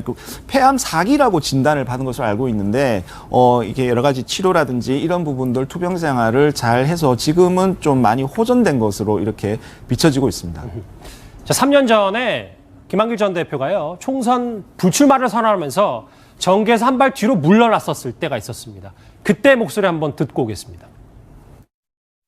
안에서 싸우다 기운을 다 소진해버리는 그런 정치 말고 오만과 독선과 증오와 기교로 버티는 그런 정치 말고 아무리 못해도 제1당은 된다며 기득권에 안주하는 그런 정치 말고 그래서 국민에게 손가락질 당하는 그런 정치 말고 대표님 향후에 저희가 다시 한번 대표님 의중을 들을 수 있는 기회가 있을까요? 오늘 무슨 영원히 이별하는 것처럼 왜 이래요? 대표님 남은 기간에는 어떤 역할을 하시는 생각이세요? 네, 네, 고맙습니다. 당시 쓴소리 좀 저희가 귀담아 들을 부분 지금도 있는 것 같습니다. 한번섭 부장. 근데 제가 방송 전에 김한길 전 대표 측근하고 전화를 했는데 잠깐 본인의 건강과 당의 환경이 허락한다면 정계 복귀도 염두에 두고 있다라는 얘기를 했습니다. 예, 왜냐하면 지금 그 김한길 전 장관 나이가요, 이제 66세 정도밖에 되지 않았습니다. 그래서 건강이 다시 회복한다, 암을 만약에 극복하게 된다면 또 정계에 복귀하는 거 뭐 충분히 가능하다고 생각을 하고요. 지금 그 집무실인 옥탑방에 불이 꺼졌다는 소식을 언론에서 이렇게 전하자 여전히 정치에 대한 마음이 뭐 이게 굴뚝 같다 이런 이상의 그 소설 중에 내 마음속의 옥탑방이라는 이런 또 소설이 좀 생각나는 그런 대목인데요. 옛날 김한길 그 전 장관이 당 대표 시절에 이제 안철수 이제 전 대표하고 이제 회동을 했습니다. 그래서 이제 야권 연대를 하자라고 김한길 당시 대표가 이렇게 얘기를 하니까 안철수 전 대표가 자꾸 이렇게 연대 얘기만 하시면 고대분들이 싫어하신다. 뭐 이렇게 얘기를 하면서 뭐 했던 그런 대화 내용이 좀 기억되기도 합니다. 아무튼 그런 현역 시절로 다시 김한길 전 그 장관은 돌아가고 싶은 마음인 것 같습니다. 김한길 전 대표 근황까지 이번 주제에서 만나봤고요. 저희가 흥미로운 영상으로 꾸미는 마지막 주제 오늘 보여드리는 대신 앞으로 곧바로 이어지는 뉴스의 예고 그 얘기부터 해보겠습니다. 장기 미제 사건이었던 화성 연쇄살인 사건의 범인이 경찰에 붙잡힌 것으로 확인됐습니다. 경찰과 국립과학수사연구원에 따르면 10차례 연쇄살인 사건 가운데 2건의 사건에서 발견된 DNA가 이 범인의 DNA와 일치한 것으로 전해졌습니다. 여러분도 잘 아시는 것처럼 화성 연쇄살인 사건은 1986년 9월 딸의 집에서 다녀오던 70대 여성이 피살된 사건부터 시작이 됐습니다. 5년 뒤인 1991년 4월 역시 딸의 집에 다녀오던 60대 여성이 성폭행을 당한 뒤 살해된 사건까지 모두 10차례에 걸쳐 이뤄졌습니다. 화성 연쇄살인 사건, 영화 살인의 추억으로도 제작돼 전 국민의 높은 관심을 받았었는데요. 자, 이 관련 소식은 이어지는 뉴스회의에서 집중적으로 다뤄보겠습니다. 자, 오늘 뉴스탑10 준비한 소식은 여기까지입니다. 뉴스탑10은 유튜브로도 확인하실 수 있습니다. 여러분 고맙습니다.